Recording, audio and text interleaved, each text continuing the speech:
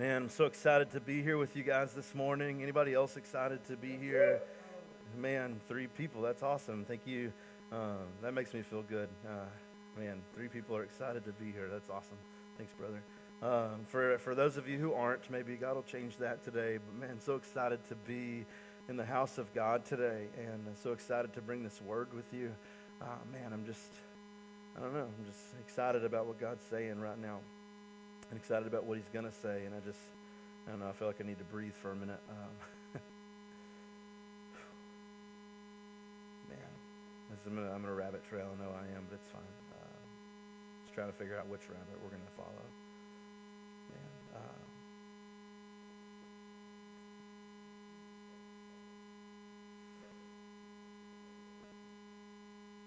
all right. I was going to say something about how the psalmist said he's glad when they said to me, let's go to the house of the Lord, and how, like, man, that should be our heart every time. But I'm just going to leave that and go to Luke. Anyway, we're going to be in Luke 22 today. And last week we started a new series. I don't think I fancy named it or anything, but it is a series. We're going to be talking the next few weeks about the last 24 hours of Jesus' life. And we do this like every year as we head up towards Good Friday. Yeah, it's awesome. 4 people. It's going to be a big event this year. 4 of you guys are going to come. Record-breaking. Oh, man. That's awesome. But we do this every year as we're headed up towards Good Friday, and we talk about the last 24 hours of Jesus' life and what happened in those. It's actually amazing. There's so much packed into the last 24 hours of Jesus' life, and we talk about that every single year, and I try to find maybe different things to talk about, and this one actually this morning is a set of verses that I think just a few weeks ago, maybe somewhere in January, actually taught, and then like the very next week, it was crazy. God was like, hey, you left some stuff out, and just kind of been waiting for the opportunity for Jesus to just tell me to do it again, and that's where we are this morning. We're going to be in Luke 22, and we're going to talk about this moment where Peter is predicted that he's going to deny the Lord. Right? So after last week, we talked about how Jesus washed the disciples' feet, and he knew who he was, and he knew where he was going, and he had complete confidence in that. And this is an amazing truth, because to think about that, right?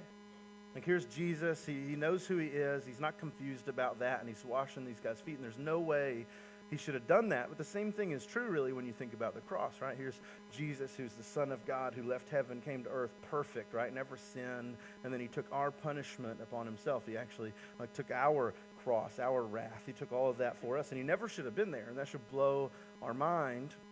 And that's where he's headed in this section of Scripture. That's where he's headed in these verses. So he sits down after that, and he eats this meal with the disciples, what we would think of as the Last Supper, right? And this moment where Jesus would eat one final Passover celebration with his disciples. And he would do this like he'd done over and over and over again every single year, right? Because this is a festival that didn't just come around right before Jesus died. It came from hundreds of years before this, when God would actually rescue his people out of Egypt. Right? He would rescue his people out of Egypt, and he would do that through a series of plagues.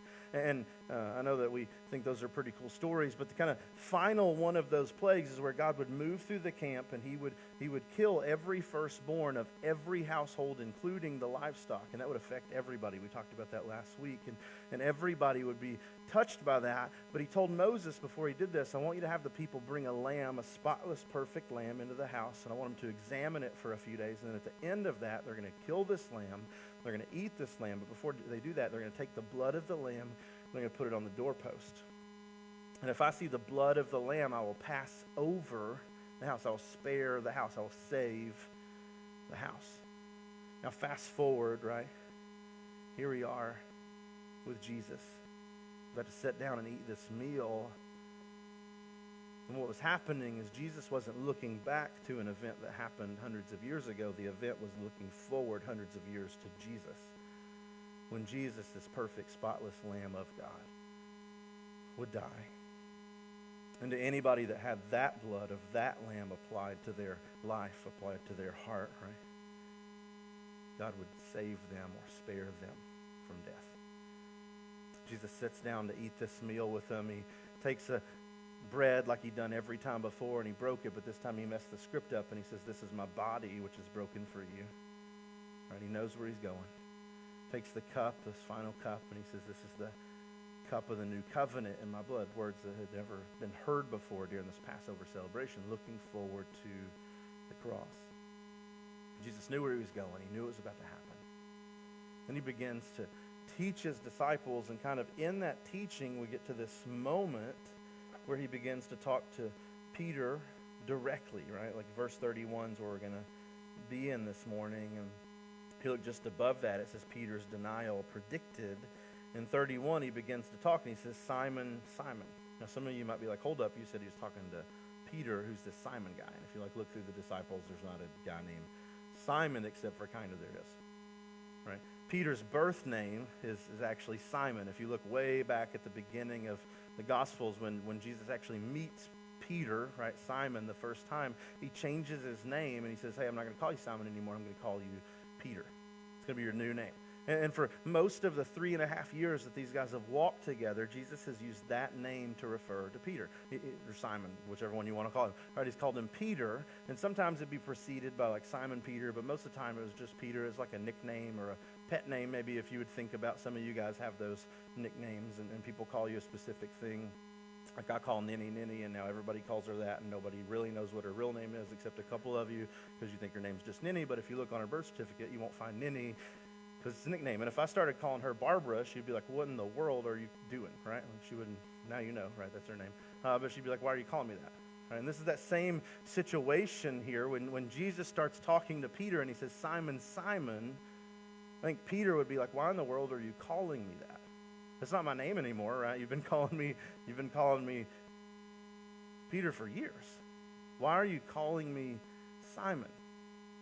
And it's a question, really, I think most of the time we would just breeze through, right? Like we wouldn't even think about, like, Simon, Simon. We'd be like, okay, just read to get to the next verse and read to get to the next verse. But something is happening here. And Peter would have been very aware of what's happening here. He would have wondered, Jesus, why are you calling me that? And I think because he's wondering that, we should probably wonder that. Simon, Simon is what he's calling him. So we have to look at that and be like, Jesus, why? Jesus, why are you doing that? Why are you calling him Simon? Was it a slip of the tongue? Probably not. 3.5 years of calling him Peter, probably not the thing. This was intentional. He's calling him Simon, and I'd say there's a couple reasons, and we'll get into a couple of those, but one, I think, is he's trying to get his attention. Right? Like, you have parents that have, you've done something bad, and they use the whole name. This would have the same effect, right? Like, when you hear the first name, maybe you can ignore it a couple times, and you start hearing, like, the middle name and the last name, you know, like, I need to pay attention because it's about to come. Something bad is about to happen. And this is what is happening here in this story. Jesus looks at him, he's like, Simon, Simon, and what he's doing is he's saying, hey, look up here. I need your attention for a moment. I'm trying to draw you away from what's happening at the rest of the table and draw you in to not only what I'm saying, but why I'm saying it. I'm trying to get some intimate conversation going here. So he says, Simon, Simon, and they would have immediately drawn Peter to, Lord, what do you need? Right? Coupled with the fact that he says his name 2 times. Anytime you see something repeated in the Bible, it's to get attention. It's so, hey, pay attention to this. Something important is about to be said. I need your attention. And that's what he's doing to Peter in this. He's saying, hey, Simon, Simon, I need you to look up. I need you to look over here. I'm about to tell you something that is very important, and I don't want you to miss it. I don't want you to skim it. You've got to remember these words. You've got to know what I'm about to say. You've got to look me in the eye while I'm saying this to you, because this is like a life and death thing. This is very important information I'm about to relay to you. And he says, Simon, Simon, and then he begins to warn him. He says, look out. Right? Like if you were driving down the road and somebody in the passenger seat yelled, look out, you would think what? Anybody? You're about to be hit, right? You would think imminent danger, that this is something that needs my immediate attention. And that's what he's saying to him. Look out. It's just his word of warning. He's not like, hey, let me just tell you something real quick. It's not that calm. He's trying to tell him there is danger right now. There is danger happening right now. You need to pay attention right now. I'm warning you right now. Something is coming quickly, and you need to be aware of that. So he gets his attention, Simon, Simon, and then he begins to warn him, and he says, look out. And when he begins to say these things, he begins to tell him what he's warning him about. So he says, look out, and then he follows that immediately with Satan has asked to sift you like wheat. Here's the warning. Simon, Simon, are you listening? Peter, hey. look up. I need your attention right now. I need to warn you. And then he begins to share the warning. Satan, right? We know that guy. Not been around church very long. Bad guy, historically worst of the bad guys, right? Like, ultimately, he's an opponent of God. Not much different than us, but maybe a little more influential and powerful than us, right? Because we start out as opponents of God as well. This guy's the ultimate evil, the biggest baddie, right? Like, this is him. This is Satan. And he's not some made-up guy with a pitchfork. Jesus actually talks about him right here in this verse.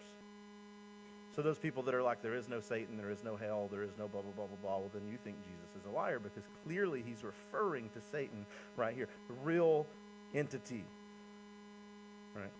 And he looks at him, he's like, Satan, ultimate bad guy, the big bad, like this guy.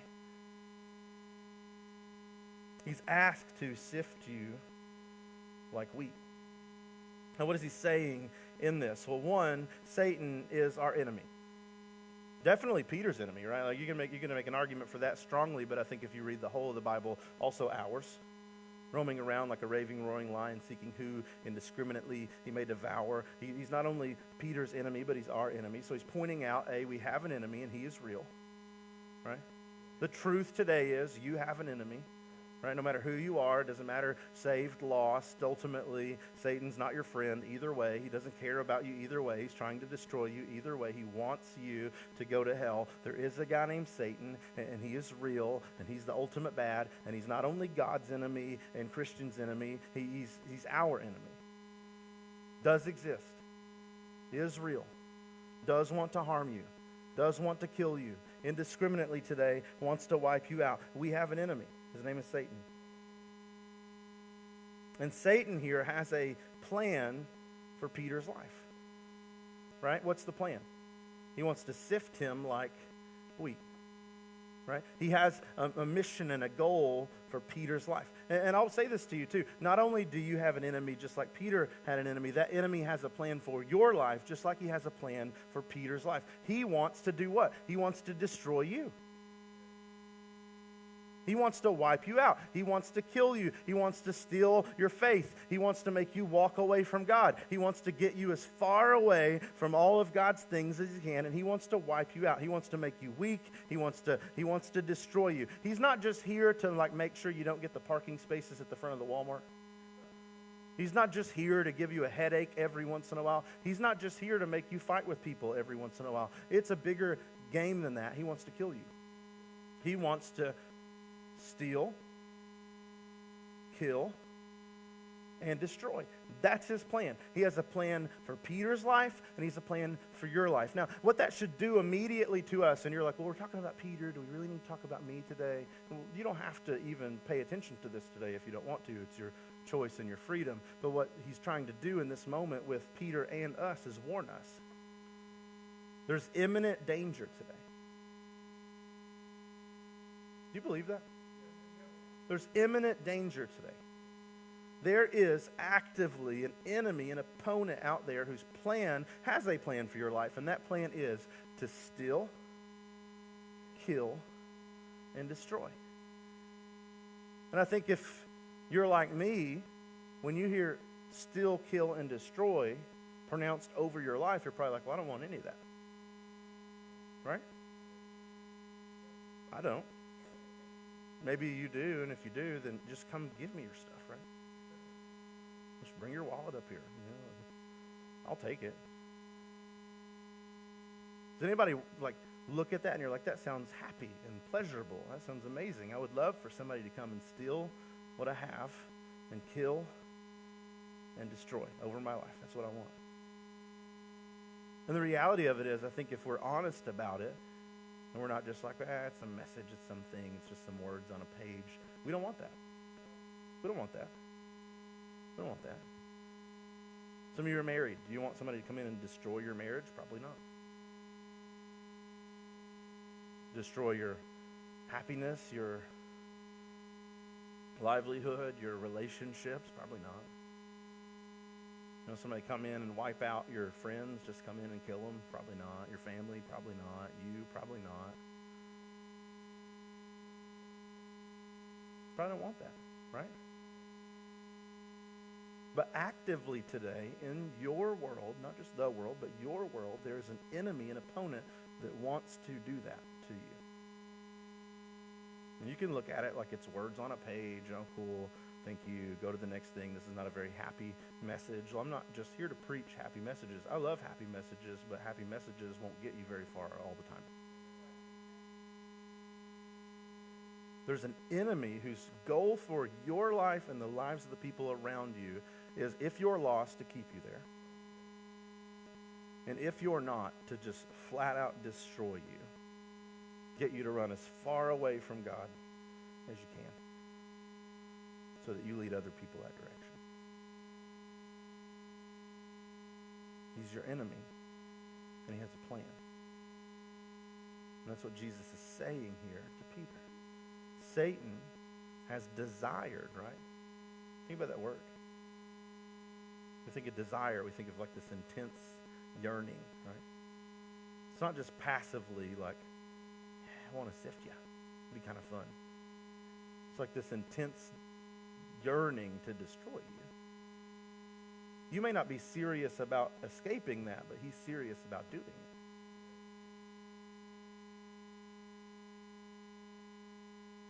But it says he's asked, right, to sift you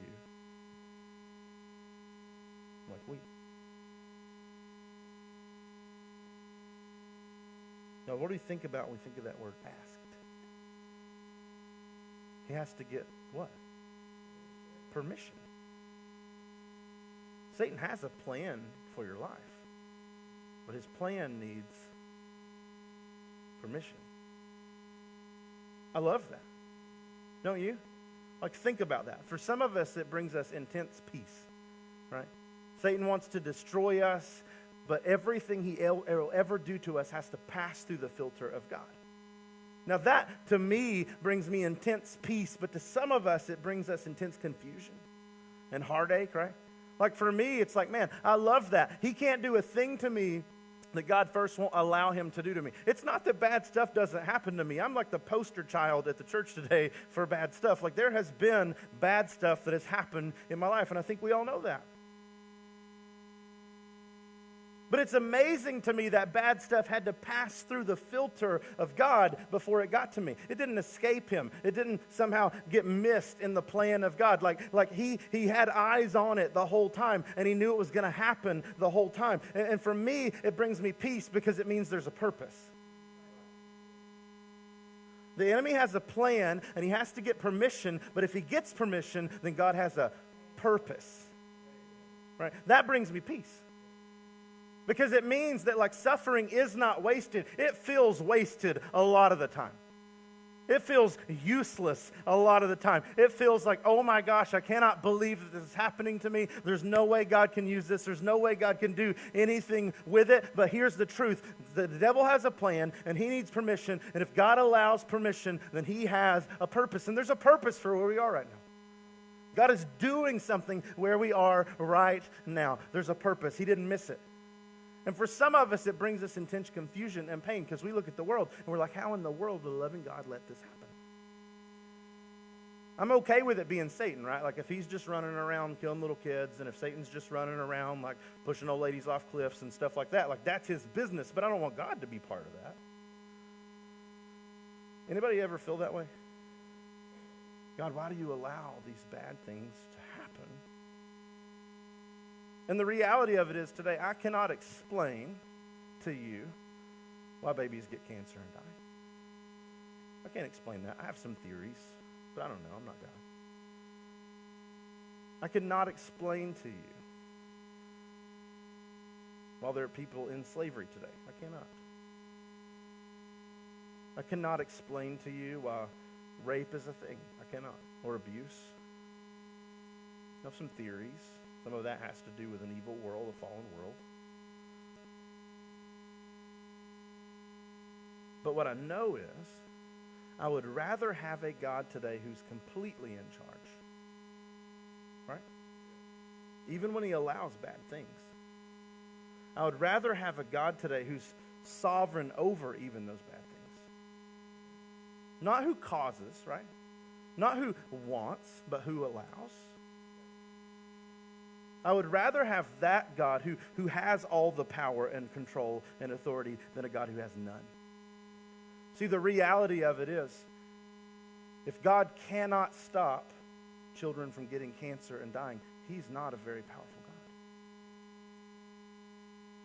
If God cannot stop rape and abuse, if he has no control over it, if it all just slips through the cracks, he's not a very powerful God. And there's no reason we should be singing songs to him. Right? God, you kind of are powerful sometimes. And I hope that we get to heaven, although you probably can't control that. Right? Who wants to come worship that? See, the reality of it is we are in a fallen world. This is not the world God intended it to be. He created it perfect, and he didn't break it. He didn't break it. Who broke it? We did. Our hearts are evil and wicked. And it shouldn't surprise us that in a fallen, broken world, there are people that have evil and wicked hearts. Because we have evil and wicked hearts. It shouldn't surprise us, right, that as this world degrades, before God ultimately redeems it to a new and perfect world where kids won't have cancer, and there won't be rape, and there won't be abuse, and heartache and hurt. Like, that's where we're headed. It shouldn't surprise us that when we're in this fallen world, that the enemy who has plans for us, right, is going to get away with some things. But it doesn't mean today that God doesn't have a purpose in those things.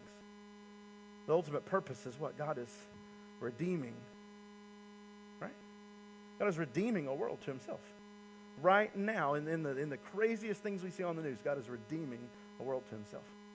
Right now, in the natural disasters that kill tons of people, God is redeeming a world to himself. The Bible talks about there will be pain and suffering and heartache and even these natural disasters. Bad things will happen, is what the Bible says. Because you're living in a fallen world. But there's also this reminder in that we're not always going to live in a fallen world. See, the reality of it is the same God that is allowing this right now is allowing it with a purpose. And I don't have to know the purpose, I have to know the God. I don't have to know today why God allows these things to happen, but I have to know today, as he allows these things to happen, it doesn't change the fact that he is good. It doesn't change the fact that he loves us. It doesn't change the fact that he sent his son to die. Also a horrible event in the history of the world that God allowed, by the way. It doesn't change any of that. And the reality of it is, even when I'm surrounded by suffering, I have to remember that suffering is not always going to be here. Jesus has defeated suffering. We're waiting on that to unfold. Jesus has defeated death. We are waiting on that to unfold. He has defeated sickness and cancer, and we are waiting for that to unfold. He has defeated our wicked hearts, and we are waiting for that to unfold. We are heading towards a better place, and I don't have to know why he allows this place to be like this place right now, but I do have to know it's not what he intended. And that even in it, God is still completely in control, and we are headed straight forward into eternity with this God. And his plan will ultimately, his will will ultimately be accomplished even through and in this fallen world. And he looks at him and he's like, hey, take heart. Isn't that really what he's saying? Some horrible stuff is about to happen to you, but take heart. Right? You're about to go through some crazy stuff, but take heart. He says, hey, I need you to pay attention because you have to know this. As you go through this period and you come out of this period, you have to know, I did not leave you. I did not forsake you, that it wasn't somehow missed, that I hadn't forgot about you. This is the plan, and here's the plan. It's Satan's plan, but I'm going to let it go. His plan is to do what? Sift you like wheat. I wish I thought ahead, but I never do. Wouldn't it be amazing to have a video on the screen behind us of the wheat being sifted right now? Next time, somebody write that down. Next time we'll do it. It is a violent process. Because when you put it all together, right, like when you're separating the wheat from the useless things, right, they're all connected, and somehow you have to rip the useless parts away from the good parts. So they take it and they shake it and they like beat it up, and it's violent and it's crazy, and then this process of shaking and turning upside down, and really what you're doing is you're destroying what you have to create two different things. To create something useful and something useless. You're pulling these things apart. And it's a hard process, right? Now imagine you jump down inside of the sifter, right? And this is what's about to happen to him, right? This violent process of shaking to take Simon and remove all that so that we have Peter. He says, this is what's going to happen to you. Satan wants to sift you, right? He wants to take you and shake you and turn you upside down. He wants to make your life crumble around you, and it's going to hurt. You're going to feel like you're being shredded sometimes as you're pulled apart and pulled in so many different directions as you're shaken. That's what it's going to feel like. It's not a fun process, right? The reason we don't like it is it's not fun, right? If Jesus changed us into people who are more like him by sending us to the water park, we'd probably all be up for that. But sifting is not fun. The sifting's the way. And he looks at him and he's like, hey, you're going. He's desired to sift you. And then he says this, he says, but I have prayed for you. Now, if you're like me, you would read that and you haven't seen the whole story, right? Like Peter, he didn't know this, it was coming as it was coming. And he probably thought, oh, great. Jesus, that's the guy that prays and multiplies fish and loaves, and that's the guy that walks on water, and that's the guy that raises the dead and the lame and makes the blind see. Like, if he's prayed for me, I'm going to be okay, which is true, right? But here's what Jesus says. He prayed for him, that your faith may not fail. Now, in that moment, Peter was probably like, hey, that's not really, can we just change that a little bit? That's not what I really thought you were going to pray or wanted you to pray. I wanted you to pray that I wouldn't be sifted. Right, I wanted you to pray that everything would be easy and everything would be comfortable and everything would be good and no bad things would ever happen. That's what I wanted you to pray, because let's be honest, that's what a lot of us thought we were signing up for when we came to him and prayed. Right? I'm going to go down there and pray, and I'm never going to get sick again, and people aren't going to die anymore, right? I'm never going to have heartache. It's going to be amazing. That's what I want. But that's not what we were offered. That's not what we were offered. So Peter probably looked at that and he's like, hey, can you just change that some? Because I was thinking maybe you could pray like I wouldn't be sifted. But what's amazing is that's not what Jesus is concerned about, right? Like if the sifting was going to destroy Peter, I really think Jesus would have prayed, hey, don't let him be sifted. If the sifting was going to wipe him out, I think he probably would have prayed that. But that's not what he prayed, right? He prayed that his what? His faith wouldn't fail. What's Jesus concerned about more than anything else in the life of a believer today? Their faith. Their faith. How many verses are there where we're looking through and Jesus is like, will I find faith like that when I return? See, because the reality of it is we can get cancer and still go to heaven. Right? And we can die and go to heaven. That's kind of how it works, actually. Our friends can die and go to heaven. Our family can die and go to heaven. We can go to heaven and be broke on the way there, right? We can go to heaven and be abused. It's not fun, but it's true, right? Can you just amen that just so I know we're still on the same page today? We can deal with rape and go to heaven. Shake your head, yes. Because as horrible as that is, right, as horrible as this world is, as horrible as these things are, right, the goal that God has for us is what? That we would end up with him, right? We read it a few weeks ago, right? Here's Jesus, and he's like, I go and prepare a place for you. So what? So where I am, you may be also. What's amazing about the gospel is it is the one problem no one else could fix. Right? Like doctors, they have this ability from God, I believe, to heal certain diseases. I believe that. Still comes from heaven, right? Like, but doctors can't get you into eternity with God. See, there's the issue, right? And like laws, they can discourage or prohibit certain evil on the planet, right? Like murder's illegal. Some people still do it. But like as a whole, right? It's not just wholesale in our culture anyway happening yet.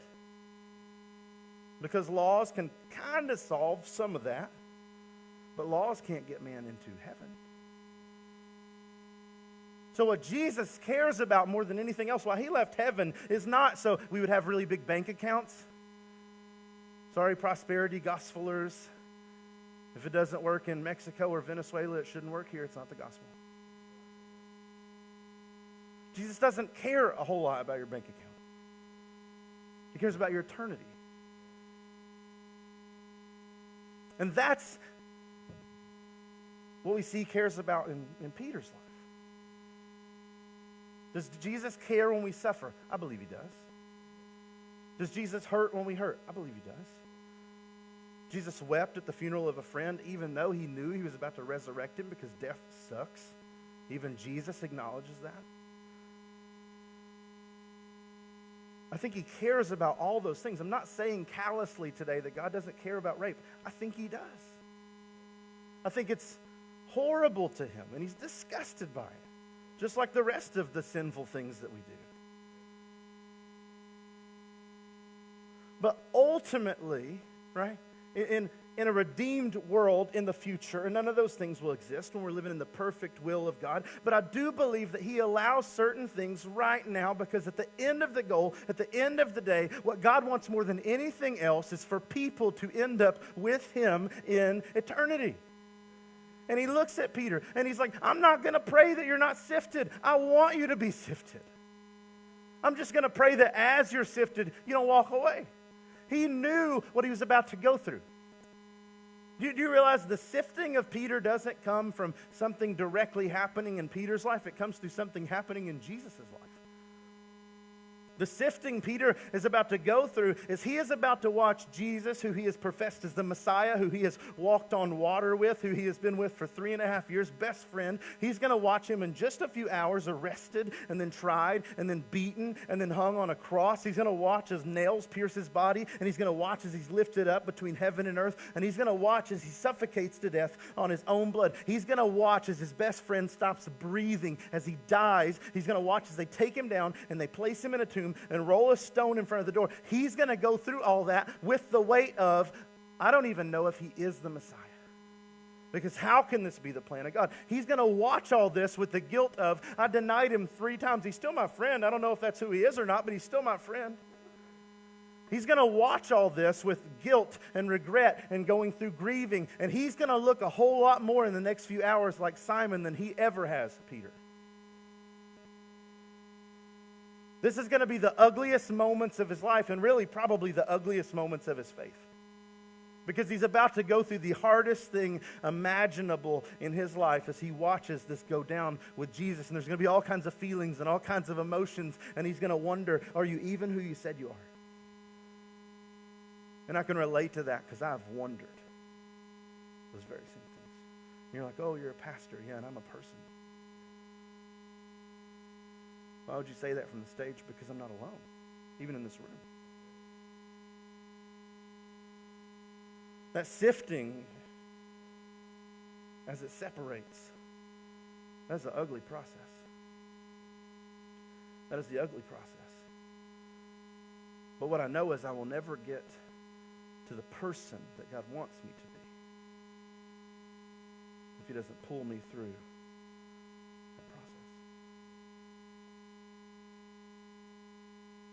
He allows Satan to have a plan and some pain over my life if the ultimate good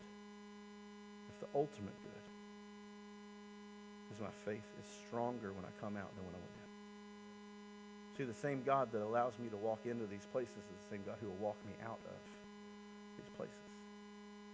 He looks at Peter and he's like, I prayed for you that your faith won't fail. I know what you're about to go through. And I know what you're going to think, and I know what you're going to say, and I know what you're going to do.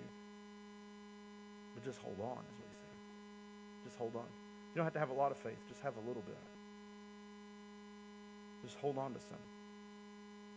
I prayed for you that your faith won't fail, that you won't walk away, that you won't leave, that you won't give up. And look at what he says. And you, when you have what? Turned When you have what? Turn back. Come on. When you have what?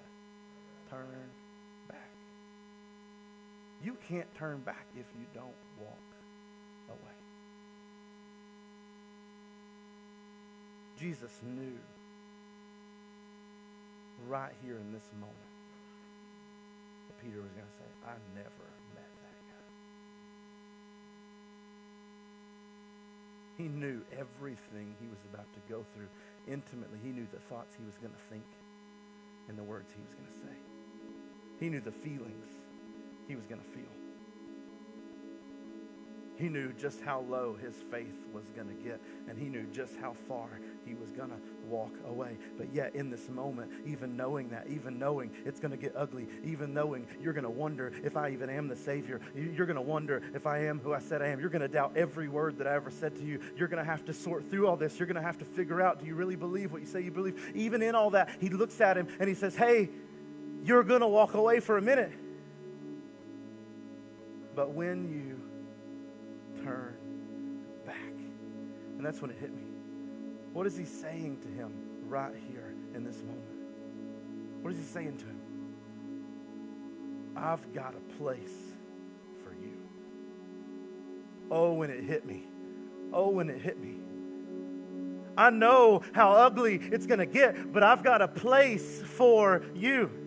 I know what you're going to think and what you're going to go through, and I know what you're going to say internally and externally, but I've got a place for you. What Jesus is saying is, I've got a seat reserved for you right here, and you can come back. It's got your name on it. I didn't replace you. I didn't cast you out. I didn't give up on you. Even when you give up on me, I've got a place for you. And I was like, oh my gosh.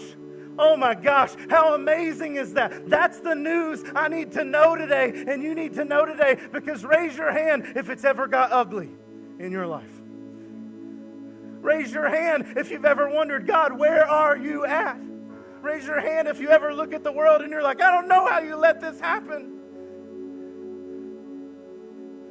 And maybe you have even today questioned your belief in the very existence of the God of heaven and earth. And I just want you to know today, the same thing that he said for Peter is true for you. He's got a place for you. He's got a seat for you. He's got somewhere for you to be. He's not casting you out and counting you out today. He's not pushing you to the side. He's not saying, I tried and I tried and I tried and I tried, but there's no way back for you. He's saying, reserved.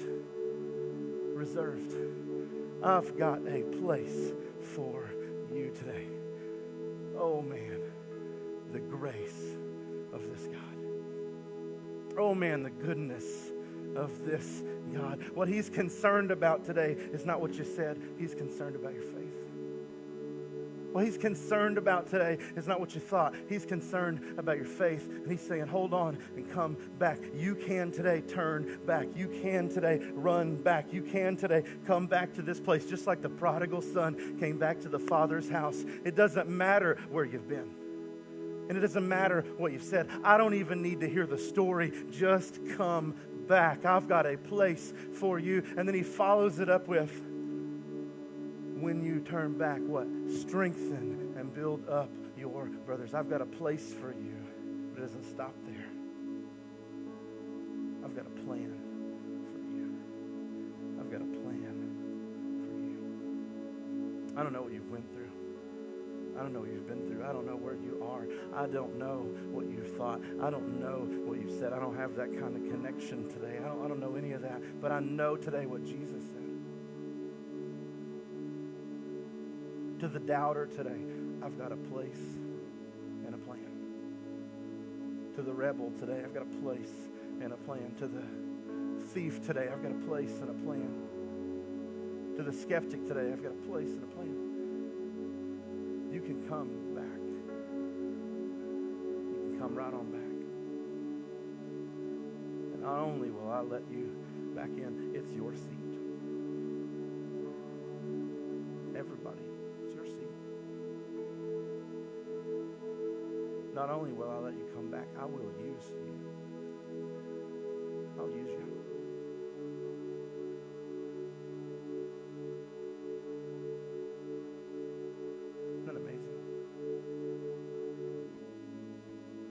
true for all of us today.